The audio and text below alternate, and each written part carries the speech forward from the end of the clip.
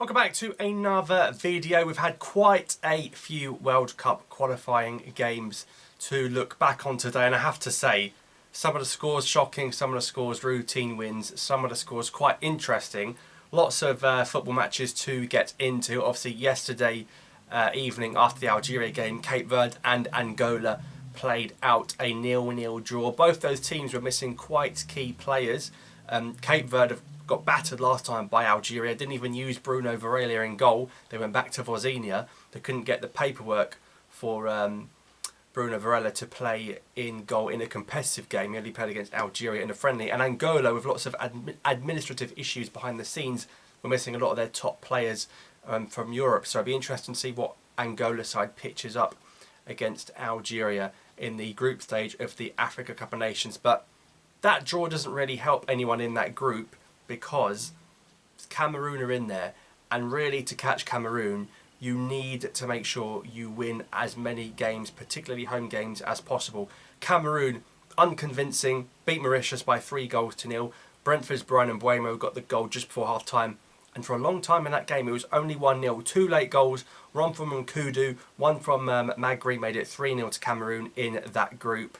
But they don't look that convincing. There's got to be a lot happening behind the scenes with Onana and player power against the manager, Rigobert Song. Libya got a really good win, beating Eswatini away 1-0 as well. So that's a big 3 points for Libya. That puts them ahead of Angola and ahead of Cape Verde at this moment in time. So that's how that group looks so far. Interestingly, that Cameroon gave a debut as well as first start for Stoke City's Chamadou. So they're looking to get lots of foreign players as well. A really big win for Comoros, came from behind to beat Central African Republic 4-2.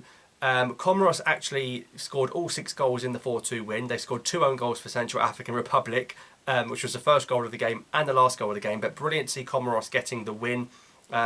Maulida on his debut used to play in Hertha Berlin. He switched from France to Comoros. He scored.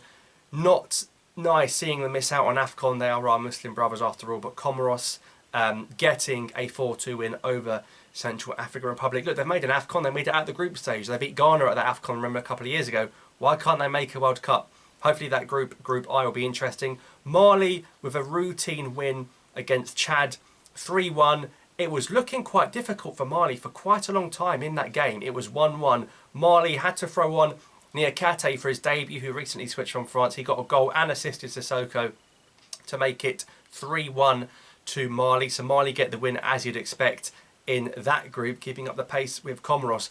Ghana, with that front four of Inaki Williams, Ayew, Kudus and Semenyo, left it till the 95th minute, the last kick of the game, to beat Madagascar at home. Chris Hughton is under all sorts of pressure. How has it been that late? 95, 96 minutes. Literally the ref is about to blow the whistle, and that's how long it's taken to beat Madagascar. That is shocking. And I have to say, I know Ghana won the game, but it would not shock me if they took the decision to replace Chris Hughton as the manager prior to the Africa Cup of Nations, because they cannot compete with him. That's at home to Madagascar. I'm sorry. And considering the AFCON that Ghana had last time, like I said, when they were knocked out by Comoros, they're going to have to play much, much better than this. And in fact, in their own group, they're going to have to play Comoros. Look at that at some point as well. But very unconvincing. They scored 1 goal. Obviously, Mali got 3 goals. Comoros got 4 goals. But Ghana really got out of jail. What a first goal for Inaki Williams. It's finally happened, but they really need to pull their finger out if they're going to want to be playing any good football at this Africa Cup of Nations, particularly with what happened at the previous tournament as well. There were some big scorelines though. Big scorelines. Ivory Coast, the host of AFCON. I have to say, I watched a bit of the game. The pitch in Abidjan, that might even be where the final is. Again, the grass looks awful. How are these nations getting tournaments? I know Egypt has good pitches. They had the one previously. Morocco have got good pitches. They've got the one coming up. That pitch in Abidjan was absolutely shocking. You know what? I'm glad we're not playing there and we're playing in Bouaki, because the facilities were awful. I tell you what's not shocking, the fact that Ivory Coast got 9 goals against Seychelles. But when you're playing against holiday resorts, Jet2, Holiday FC, Seychelles, lovely beach holiday place, really advise it. It is 9-0 is humiliating, and that is a statement win. That is an Ivory Coast saying, look, this is our AFCON. This is our last home game before the AFCON. Well, I know they're all going to be at home because it's in Ivory Coast. You get the idea. 9-0, kicked off by Sebastian Haller's penalty. That was one of 3 penalties Ivory Coast got. Then it was Sangare from Forest. Adingra, come from nowhere, started really well, scored a couple of great goals this season for Brighton. The likes of Cornet and Zaha, not involved, and yet they just seem to have so many options on that wing. Adingra looks like he will go, so Brighton will lose him. Expect Zaha to go if fit. Maxwell Cornet, who'd been a big part of Ivory Coast through the years, particularly before West Ham and Burnley when he was at Lyon. Going to be hard for him to get a start. Konate at Salzburg scored another penalty. Fofana now in the Middle East, once at Lens, got a goal. 2 goals for Traore, who plays in midfield for Bournemouth. 1 goal for Crasso, and then a late goal from Konate, and 9-0. Oh, have some mercy. 9 goals. They obviously mean business. Look, Ivory Coast are a good side. You expect them to make the World Cup. Didn't even make the playoffs last time. Remember, they were in the same group as Cameroon before the big nonsense with Algeria. So let's see what Ivory Coast can do. Now, another game today was in Algeria's group, taking place in Morocco, in Berkane. Guinea against Uganda. Algerians, including myself, desperately wanting Guinea to drop points here. They are seen as the biggest threat to Algeria's World Cup qualification. Guinea, again, jammy. Uganda put up a good fight. Guinea were a bit cocky. They benched, I think, Naby Keita. I think they benched Girassi, the guy who's got so many goals in the Bundesliga this season. Literally in added time in the last kick of the game, make it Guinea 2, Uganda 1 from Cisse. Guinea got out of jail, and now that means Algeria and Guinea, it looks like going to have a shootout going all the way through this group. It makes having to beat Mozambique in a few days even more imperative. We'll look at that tomorrow, inshallah. But Guinea not convincing. I know they're missing a few players in the starting 11. If Uganda had held on there, it really would have done a huge favour for Algeria, and a win against Mozambique would have provided real breathing space. But now Guinea winning that game means Guinea, Mozambique and ourselves all have 3 points. It's a 3-way shootout, and that can be quite tricky going forward. Elsewhere, Liberia 0, Malawi 1 in Tunisia's group. That's an important win for Malawi. And no, it wasn't Mahango, although Mahango did not start this game for Malawi. Tunisia, of course, again playing Sao Tome and Principe. A couple of debuts, a keeper from Portugal, Ferenc. They had Vilhete, who plays for Southend and used to play for Dagenham. He was in the squad for the first time. Listen, I can't believe Tunisia are still using the likes of Msakni, probably captaining the side, who scored. Hamza Rafi in the middle looks like a good addition. No Hannibal Mejbri today from Manchester United. But again, you're playing Sao Tome. There's not really much judgment we can take from that game. They'll be happy to score 4.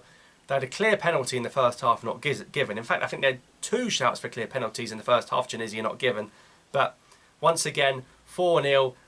So that's Malawi, Equatorial Guinea and Tunisia all on 3 points in that group. So Tunisia, again, with a bit of a battle on their hands there.